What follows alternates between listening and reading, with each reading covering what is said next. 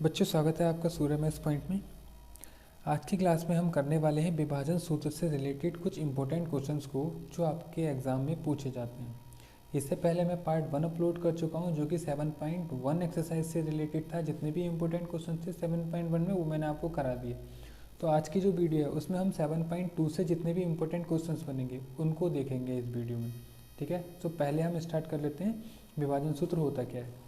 तो देखिए, विभाजन सूत्र क्या होता है। जब भी कोई भी दो बिंदु आपको दे रखे हैं, मान लीजिए एक बिंदु है ए, इसके निर्देशांक x1 y1 है, बिंदु बी है, इसके निर्देशांक हैं x2 और y2, और ये ए और बी को एक किसी बिंदु p पर, मान लेते हैं ये बिंदु p है, इस p बिंदु पर काटती है और जिसके विभाजन के जो निर्देशांक है वो कितने हैं, m1 और m2 हैं। यानी कि इन दो अंतः खंडों में काटती है। मान लीजिए ये, इसका मतलब ये है कि जैसे एक कोई लाइन है, ये 8 सेंटीमीटर लंबी है, तो इसको दो भागों में तोड़ दे। ये वाला भाग हो गया 3 सेंटीमीटर और ये हो गया 5 सेंटीमीटर। ये टोटल कितना था, 8 था। तो यही क्या होता है इसका, ये होते हैं इसके जो अंतःखंड जो होते हैं, ठीक है, m1 और m2 जो होते हैं, इसमें काट देती है। तो ऐसे ही देखिए इसका यूज़ कैसे करना है, ये हमारा पूरा फॉर्मूला रहेगा। इसका यूज़ कैसे करना है, जैसे हम पहला क्वेश्चन करके देख लेते हैं। ठीक है, पहला क्वेश्चन है, पहले आपको ये आना चाहिए। कह रहा है उस बिंदु के निर्देशांक ज्ञात कीजिए जो बिंदु -1 और 7 और 4 और -3 को मिलाने वाले रेखाखंड को 2 और 3 के अनुपात में विभाजित करते हैं। ठीक है, यानी कि जो आपका पहला क्वेश्चन है वो ये कह रहा है कि एक बिंदु, मान लीजिए ये हो गए दो बिंदु, ठीक है, बिंदु हैं आपके -1 और 7 और यहाँ पर है 4 और -3। अब यहाँ से कह रहा है कि 2 और 3 के अनुपात में विभाजित कर देता है, यानी कि ये वाला भाग हो गया 2 और ये हो गया आपके पास 3। तो ये जो बिंदु आपका बन रहा है, मान लीजिए ओ बिंदु है, इसको मैं ए बोल देता हूँ और इसको बी बोल देता हूँ। ठीक है, ये ए बी जो बिंदु होगा इसको 2 और 3 के अनुपात में विभाजित कर देता है। तो इस बिंदु के निर्देशांक निकालने हैं, इस ओ के निर्देशांक। ठीक है, ये आपको बताना है। तो देखिए इसमें हम क्या करते हैं, यहाँ पर जो हमें ये वैल्यू दे रखी है, ये होती है x1, ये होती है y1, इधर वाली वैल्यू होती है x2, ये होती है y2, और ये जो होता है ये होता है आपके पास m1 और m2। ठीक है, सारे मान आपको पता है। आपसे कह रहा है कि 2 और 3 के अनुपात में विभाजित करता है, तो उस बिंदु के निर्देशांक निकालना है। तो यानी कि आपको निकालना है निर्देशांक इस ओ बिंदु के। ठीक है, आपको यहाँ पता है x1 y1 ये है, x2 y2 ये है और m1 ये है, m2 ये है। हम क्या करेंगे, यहाँ से यहाँ लिख देंगे हम ए बी को विभाजित करने वाले बिंदु O के निर्देशांक, बिंदु O के निर्देशांक निकालेंगे तो हमें इस सूत्र में लगानी है सारी वैल्यू। ठीक है, देखिए कैसे करेंगे। सबसे पहले m1 m2 की बात कर रहा है, तो m1 और m2 कितना है हमारे पास, m1 है 2 और m2 है 3, यानी कि 2 + 3। अब यहाँ क्या है, m1 आ गया, इन 2 में है क्या है x2 कितना है मेरे पास, x2 है 4, तो लगा देंगे 4, प्लस आएगा m2 है, सॉरी m2 है यहाँ 3, इंटू में x1 है मेरे पास -1, कॉमा अगला वाला आएगा आपका निर्देशांक 2 + 3, यहाँ लिख देंगे 2 गुणा y2 है मेरे पास -3 + 3 इंटू में y1 है 7, तो आ गया 7। ठीक है, अब इसको सॉल्व कर लेंगे तो यहाँ आएगा 4 दूनी 8 और -3 एकम 3, अपॉन में आएगा 5। ऐसे यहाँ पर 3 दूनी 6 हो जाएगा माइनस का, और प्लस 7 यहाँ 21, अपॉन में आएगा 3 और 2 हो जाएगा 5। ठीक है, और थोड़ा सॉल्व करेंगे तो 8 में से 3 जाएगा तो 5/5, कॉमा 21 में से जब 6 जाएगा बचेगा 15, अपॉन में 5 से काट सकते हैं, 5 एकम 5 और 5 3 15, तो कितना आ रहा है 1 और 3। ठीक है, ये आपका आंसर हो जाएगा। यानी कि इस बिंदु ए और बी को 2 और 3 के अनुपात में विभाजित करने वाले बिंदु ओ के निर्देशांक कितने हो जाएंगे, 1 और 3 हो जाएंगे। ये आपका हो जाएगा दूरी सूत्र। इस क्वेश्चन से आपको क्या पता लगा, जो आपका जो पहला क्वेश्चन दे रखा है इससे ये पता लगा कि हम इस दूरी सूत्र का प्रयोग किस तरीके से करेंगे। इसके बाद देखिए नेक्स्ट क्वेश्चन है दूसरा, कह रहा है बिंदु इतने को जोड़ने वाले रेखाखंड को सम त्रिभाजक करने वाले बिंदुओं के निर्देशांक ज्ञात कीजिए। देखिए आपके इस क्वेश्चन में कह रहा है सम त्रिभाजक, यानी कि 3 भागों में तोड़ना है एक बिंदु को। ठीक है, ऐसे ही आपका एक और क्वेश्चन है, मैं आपको दिखा देता हूँ। इसमें आपको 3 भागों में तोड़ना है और आपको यहाँ से कह रहा है, देखिए 9 वाला, कह रहा है बिंदु ए इतना बी इतना को जोड़ने वाले रेखाखंड ए बी को 4 बराबर भागों में विभाजित करने वाले बिंदु के निर्देशांक ज्ञात करने हैं। देखिए इसमें आपको 4 भागों में विभाजित किया गया है और क्वेश्चन नंबर 2 में आपको 3 भागों में विभाजित किया गया है। तो इन दोनों में से मैं आपको एक क्वेश्चन कराऊंगा 9 वाला, ठीक है। तो 9 वाला कैसे करना है पहले ये देख लेते हैं, इसके बाद जो और भी बचेंगे इंपॉर्टेंट उनको भी देखेंगे, ठीक। तो 9 क्वेश्चन यहाँ पर देख लेते हैं। मैं यहाँ पे 9 क्वेश्चन आपको बताता हूँ। देखिए कह रहा है बिंदु जो है आपके ए बिंदु है, इसके निर्देशांक में यहाँ पर लिख देता हूँ -2 और 2 दे रखे हैं, ठीक है। और यहाँ पर ले लेता हूँ दूसरा बिंदु बी, ये 2 और 8 दे रखे हैं बी। अब यहाँ से यहाँ तक इतनी बड़ी एक रेखा ले ली हमने, ठीक है। अब आपसे क्या कह रहा है, क्वेश्चन को थोड़ा ध्यान से समझेंगे, ठीक है। देखिए कह रहा है, मैं दोबारा दिखा देता हूँ आपको। कह रहा है बिंदुओं इतने इतने को जोड़ने वाले रेखाखंड ए बी को 4 बराबर भागों में विभाजित करने वाले बिंदु के निर्देशांक। अब इसको हमें कितने भागों में तोड़ना है, 4 भागों में, ठीक है। वो 4 भाग कौन से होंगे, देखिए मान लेते हैं ये हो गया पहला भाग, ये हो गया आपके पास दूसरा भाग, ये हो गया तीसरा, ये हो गया चौथा, ठीक है। पहला दूसरा तीसरा चौथा, ये 4 भाग हो गए। अब देखिए क्या करना है, ए और बी हो गया, इसको मैं मान लेता हूँ पी क्यू आर, ये 3 मान लिए मैंने, ठीक है। अब मुझे इनके बिंदुओं के निर्देशांक निकालने हैं, लेकिन निर्देशांक निकालने के लिए मुझे क्या चाहिए, ये 2 बिंदु चाहिए x1 x2 y1 y2, और मुझे यहाँ से चाहिए m1 m2। तो m1 m2 यहाँ दिख नहीं रहा है, तो इस केस में आप क्या करेंगे, देखिए ये वाला क्वेश्चन और दूसरा वाला क्वेश्चन दोनों सेम है। कैसे करना है, देखिए मान लीजिए ये पहला भाग है, तो इसको हम मान लेंगे इसने जो इसको विभाजित किया वो एक भाग में विभाजित किया, इसको भी एक भाग में किया, इसको भी एक भाग में, इसको भी एक भाग में, यानी कि इसको जो 4 भागों में विभाजित किया है वो बराबर बराबर एक एक भागों में मैंने विभाजित कर लिया है, 4 भागों में, पहला दूसरा तीसरा चौथा, एक भाग ये एक भाग ये एक भाग ये एक भाग ये। अब देखिए यहाँ क्या होगा, अगर मैं बात करूँ बिंदु P के निर्देशांक की, ठीक है, यानी कि यहाँ मैं लिख देता हूँ बिंदु P के निर्देशांक। अगर आपको बिंदु P के निर्देशांक निकालने, आपसे ये तो कह रहा है कि इसको विभाजित करने के निर्देशांक ज्ञात करने, तो ये जो बिंदु है P के निर्देशांक ये क्या होंगे, देखिए यहाँ से अगर मैं बात करूँ बिंदु ए आएगा आपके पास -2 और 2, और जो B है वो आएगा आपके पास 2 और 8, यानी कि x1 y1 x2 y2 आपको मिल गया। m1 m2 चाहिए, अब देखिए m1 जो आएगा वो m1 आएगा ये वाला भाग, कितना है 1, तो आ गया 1, और जो m2 आएगा वो कितना आएगा, m2 आएगा 1 को छोड़ दीजिए यहाँ से, अब कितने भाग रह गए 1 2 3, 3 भाग रह गए, तो ये आएगा आपके पास 3, ठीक है। यानी कि अगर पी के निकाल रहे हैं तो लेफ्ट हैंड साइड में कितने बचे हैं, 1 भाग, और राइट हैंड साइड में 3 भाग, तो 3 आएगा m2 का मान। अब निकालेंगे इसके निर्देशांक, यानी कि P के निर्देशांक बराबर, हमें फॉर्मूला कौन सा यूज़ करना है, वही फॉर्मूला जो हमने अभी ऊपर यूज़ करा है, ठीक है। ये वाला फॉर्मूला जो आपका लिखा हुआ है यहाँ पे विभाजन के निर्देशांक, इस फॉर्मूले में सारे मान लगा देंगे तो आंसर आ जाएगा।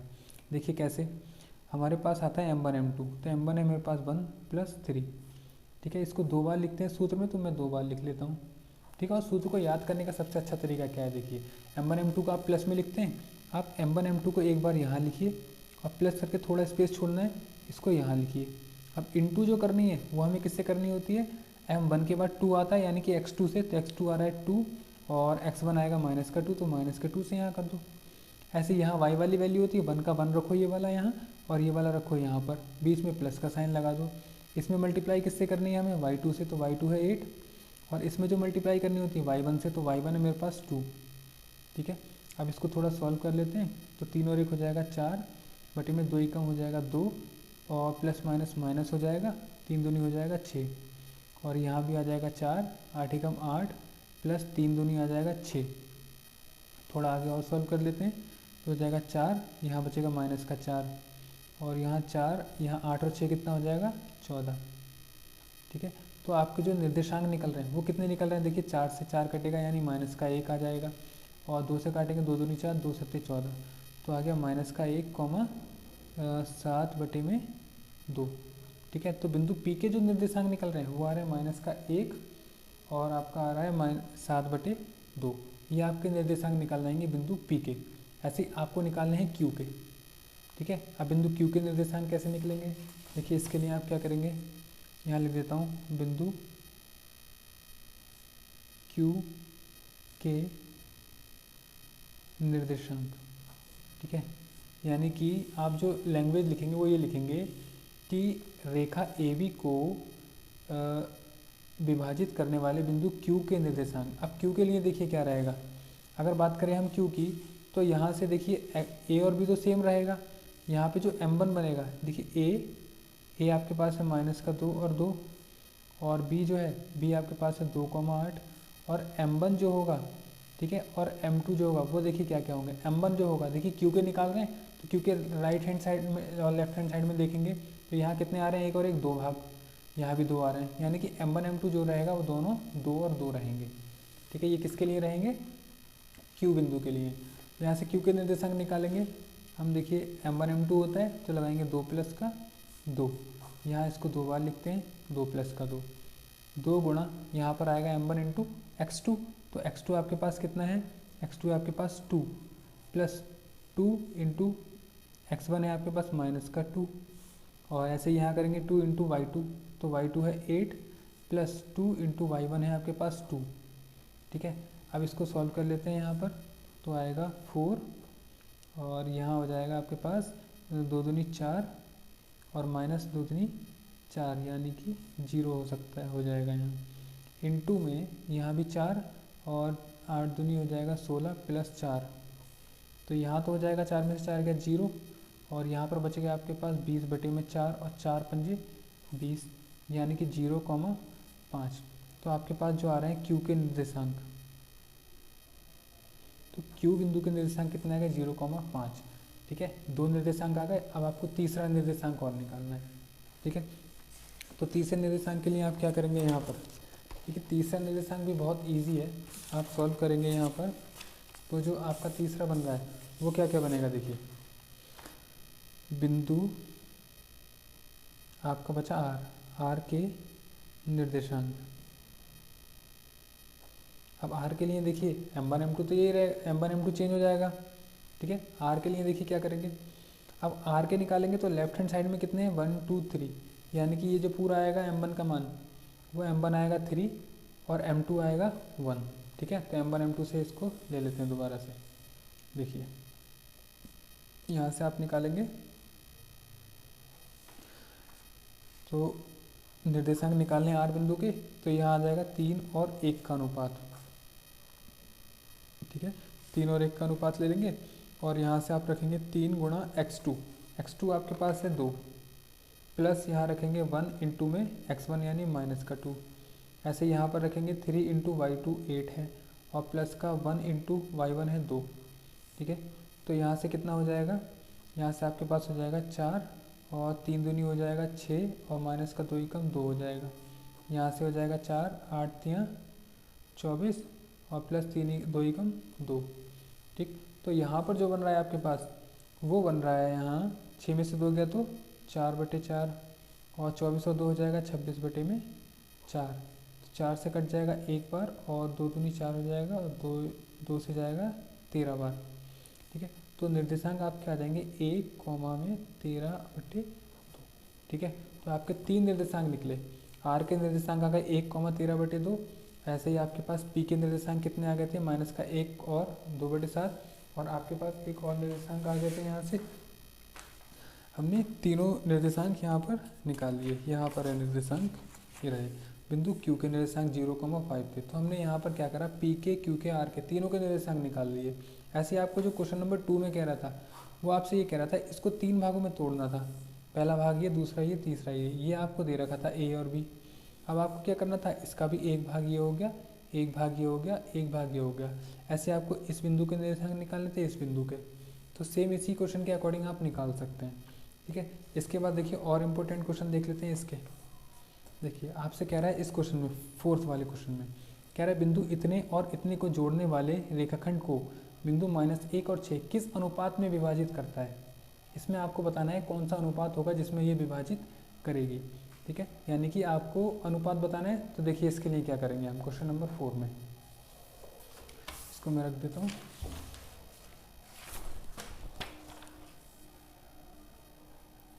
क्वेश्चन नंबर 4 में देखिए कह रहा बिंदु है आपके पास -3 और 10 और 6 और -8 को जोड़ने वाले रेखाखंड को -1 और 6 किस अनुपात में विभाजित करता है। तो देखिए पहले क्वेश्चन को देखिए, इसका डायग्राम बनाइए, उसके बाद हम इसको आगे बढ़ाते हैं, क्योंकि अगर डायग्राम आपने अच्छे से बना लिया तो क्वेश्चन में कुछ नहीं बचा। देखिए कह रहा है आपसे -3 और 10 और यहाँ से कह रहा है 6 और -8। इसको जो विभाजित करके जो बिंदु आए हैं वो आए हैं -1 और 6। आपसे कह रहा है इसको किस अनुपात में विभाजित करता है। अब देखिए आप हमें ये तो पता है कि इसको जब वो विभाजित करेगा तो एक भाग ये है, एक भाग ये है, ठीक है। अगर मैं मान लूँ ये वाला जो भाग है ये है 1 यानी कि 1, और ये वाला भाग मान लूँ मैं k है, ठीक है, तो मैं आराम से निकाल सकता हूँ, ठीक है। यानी कि माना बिंदुओं को k और 1 के अनुपात में विभाजित करता है। मान लें कि ये जो -1 और 6 जो बिंदु है ये इस पूरे रेखाखंड को, जो बड़ा वाला रेखाखंड है a और b, ठीक है, इसको मान लेते हैं p, इसको k और 1 के अनुपात में विभाजित करता है। अगर विभाजित करता है तो देखिए आपके पास जो बिंदु बन रहे हैं a के बनेंगे -3 और 10, b के बनेंगे 6 और -8, और m1 बनेगा k, और m2 जो बनेगा वो बनेगा 1, ठीक है। तो यहाँ से बिंदु p के निर्देशांक निकाल सकते हैं, है ना। तो निकालेंगे हम बिंदु p के निर्देशांक बराबर, देखिए क्या फॉर्मूला होता है, यहाँ से लगाएंगे m1 × k+1, यहाँ से k इंटू में आता है x2 यानी कि 6 प्लस 1 इंटू आएगा यहाँ पे -3,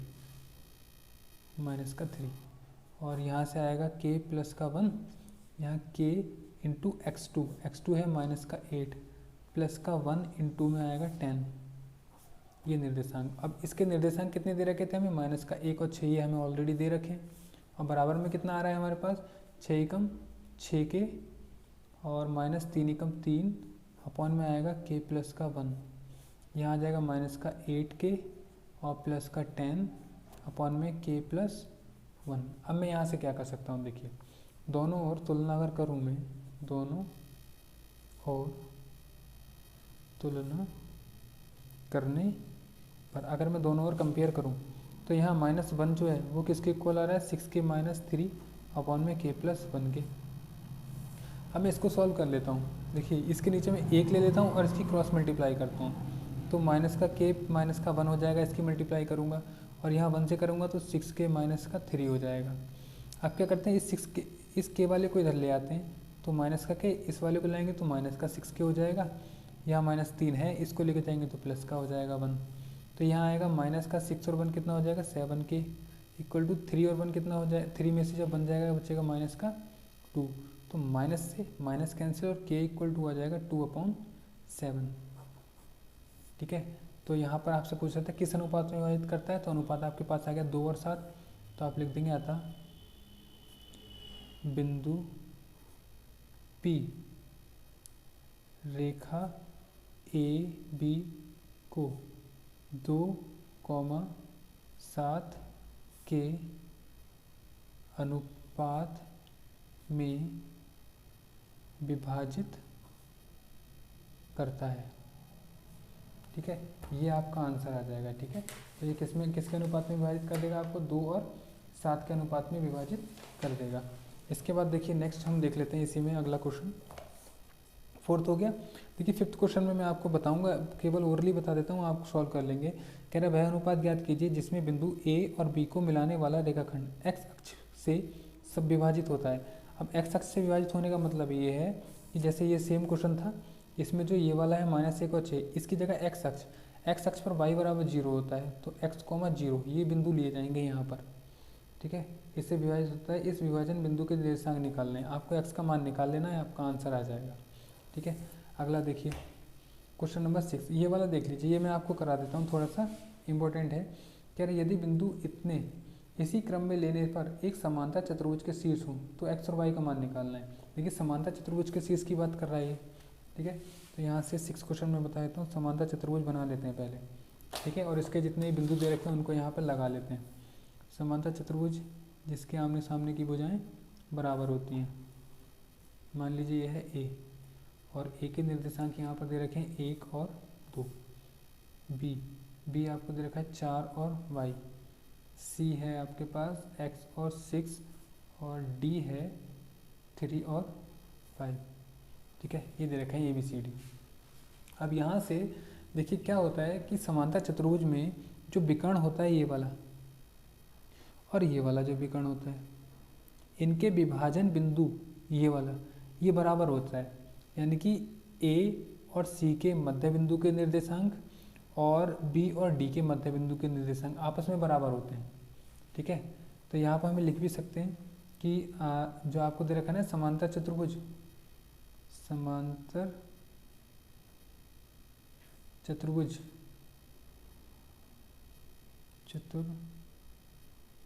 के विकर्णों के मध्य बिंदुओं के निर्देशांक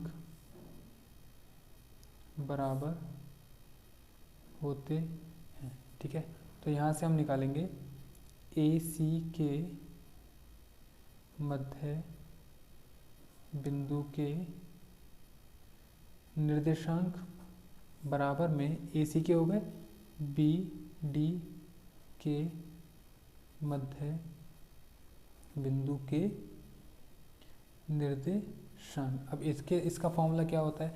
इसका फॉर्मूला होता है x1 प्लस का x2/2 कॉमा में y1 प्लस का y2/2।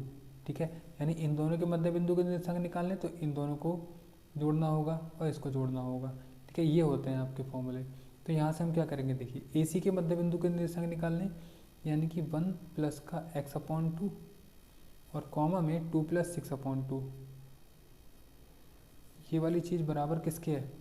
यहाँ से इस वाले मध्य बिंदु के निर्देशांक के। तो निकालेंगे 3 प्लस 4 बटे में 2 और कॉमा में दूसरा कौन सा आएगा 5 प्लस y/2।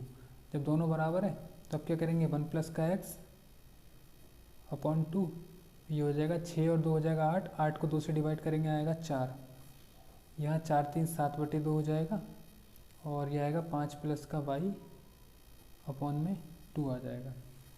अब इसको हम सॉल्व कैसे कर सकते हैं, देखिए बेटा यहाँ से हम तुलना कर सकते हैं, ये बराबर है यहाँ पे। ठीक है, तुलना करने पर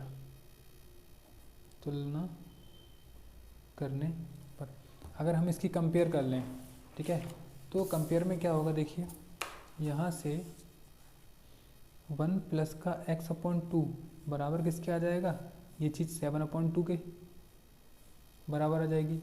और यहाँ से 2 से 2 कटेगा और x यानी 1 प्लस का x = 7 आ रहा है, तो यहाँ से क्या हो जाएगा, यहाँ से हो जाएगा x बराबर 7 - 1 यानी x बराबर आ जाएगा 6। ठीक है, x बराबर यहाँ पर आ जाएगा 6। ऐसे ही जब आप कंपेयर करेंगे 5 प्लस y/2 यानी इस चीज़ की किससे 4 से, तो इक्वल में रखेंगे 4, यहाँ से मल्टीप्लाई करेंगे क्रॉस मल्टीप्लाई, तो 5 प्लस का y = हो जाएगा 4 दूनी 8 और y बराबर हो जाएगा 8 - 5। तो y में से 8 में से 5 गया तो कितना बचेगा आपके पास 3। ठीक है, तो आपके x और y के जो मान आ रहे हैं वो आ रहे हैं 6 और 3, ये आपका आंसर हो जाएगा। ठीक है, समांतर चतुर्भुज में x और y के मान निकाल लेते हैं। ठीक है, तो 6 क्वेश्चन आपको समझ में आ गया होगा। इसके बाद देखिए नेक्स्ट क्वेश्चन देख लेते हैं हम। इसके बाद हम क्वेश्चन करेंगे 8 वाला। ठीक है, ये बहुत इंपॉर्टेंट है। कह रहा है यदि a और b क्रमशः इतने इतने हों तो बिंदु P के निर्देशांक ज्ञात कीजिए ताकि AP 3 और 7 AB हो और P रेखाखंड AB पर स्थित हो। बहुत इंपॉर्टेंट क्वेश्चन है, देखिए ये वाला क्वेश्चन आप ज़रूर देखें। ठीक है, हो सकता है आपके एग्ज़ाम में आ जाए। देखिए सबसे पहले तो इसको हम ड्रॉ कर लेते हैं A बिंदु पर। ठीक है, और A बिंदु के निर्देशांक आपको दे रखे हैं -2 -2, और ये है आपका B बिंदु, इसके निर्देशांक है 2, -4। ठीक है, अब अच्छे से समझिए। देखिए कह रहा है कि इन दोनों को विभाजित करने वाले बिंदु P के निर्देशांक निकालने हैं। मान लो कि ये जो है इसको यहाँ पर विभाजित करता है P बिंदु पर, इसके निर्देशांक निकालने, लेकिन कब निकालने, कंडीशन आपको दे रखी है जो AP है वो है 3/7 इंटू में A और B। यानी कि ए से जो बी है ये पूरी कितनी है 7 है, 7 में से ए पी कितनी है 3 है, यानी कि ए और पी जो है ये कितनी है 3 है, और बाकी नीचे वाली कितनी है ये, देखिए 7 में से 3 ये है तो 4 ये वाली होगी, तभी तो जाके कुल टोटल 7 आएगा ना। दे रखा है 7 ए बी, यानी कि ए और बी जो है ये पूरी 7 है, इसमें से 3 ये वाला पार्ट है, 4 ये वाला पार्ट है। अब इस क्वेश्चन में कुछ नहीं बचा, अब आप आराम से कर सकते हैं। कैसे, देखिए x1 ये हो गया, y1 ये है, x2 ये हो गया, y2 ये है, m1 आपका 3, m2 आपका 4 हो गया। तो यहाँ से निकाल सकते हैं a b को विभाजित करने वाले बिंदु P के निर्देशांक, यही फॉर्मूला लगना है आपका। देखिए फॉर्मूला लिख के दिखा देता हूँ आपको, m1 प्लस का m2, यहाँ भी लिखेंगे आप m1 प्लस का m2। अब देखिए m1 यहाँ पर ले लेते हैं, m1 के साथ लेंगे हम x2 को, प्लस का m2 इंटू में लेंगे x1, यहाँ करेंगे m1 और y2 प्लस का m2 इंटू में y1। ये सारी वैल्यूज़ हम यहाँ पर पुट करेंगे तो m1 प्लस m2 हमारे पास 3 प्लस 4 आ रहा है, तो 3 प्लस का 4 लिखेंगे यहाँ भी, और यहाँ भी 3 प्लस का 4। अब 3 की मल्टीप्लाई करेंगे x2 से, x2 है हमारे पास 2, प्लस 4 की जो मल्टीप्लाई होगी m2 की वो होगी x1 से, तो x1 है माइनस का 2। ठीक है, अब क्या करेंगे यहाँ से m1 आपको हमें दे रखा है यहाँ 3 इंटू में y2 है मेरे पास -4 प्लस m यानी कि 4, m2 y1 है माइनस का 2। ठीक है, अब इसको सॉल्व कर लेते हैं यहाँ से, तो 3 2 सा कितना हो जाएगा 6, और माइनस 4 दूनी हो जाएगा 8, बटे में 7 चलेगा, यहाँ से माइनस का 4 3 12, और माइनस 4 दूनी 8, अपॉन में चलेगा 7। तो यहाँ से जो होगा आपके पास 6 में से 8 जाएगा तो बचेगा माइनस का, और 2 और बटे में बचेगा 7।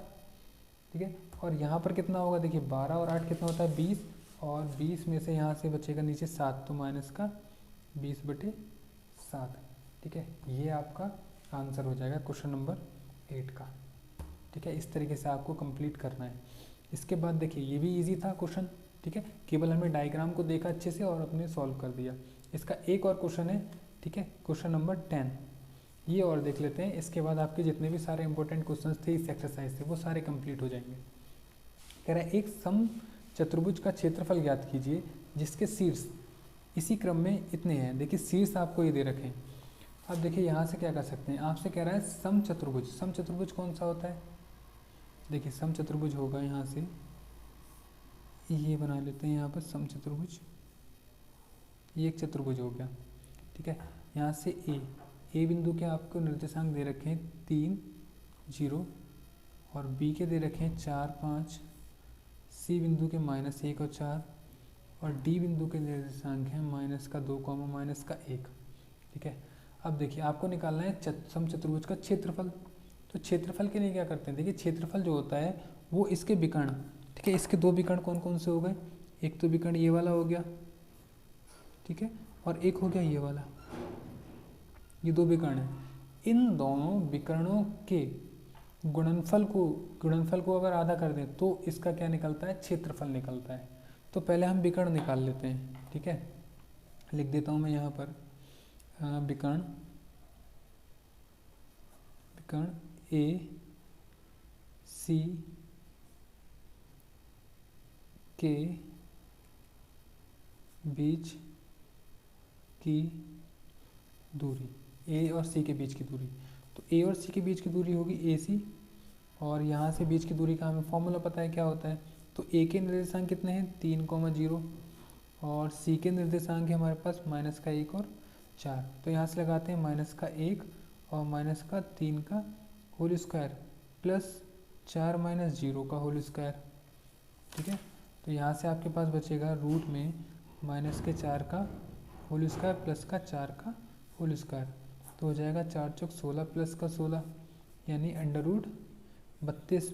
और √32 को हम कैसे लिख सकते हैं, इसको लिख सकते हैं हम, देखिए 32 के टुकड़े क्या होते हैं, 32 के होते हैं 2 से 16 बार, 2 से 8, और 2 से हो जाएगा 4 बार, 2 से हो जाएगा 2 बार, और 2 एकम 2, दो दो यानी 2×2 4√2, इसको लिखेंगे हम 4√2 और ये आएगा आपके पास मात्रक में। अगला AC आ गया, ऐसे हम निकालेंगे D और B, तो निकालेंगे D विकर्ण, लिखेंगे विकर्ण D के निर्देशांक है -2 और -1, D व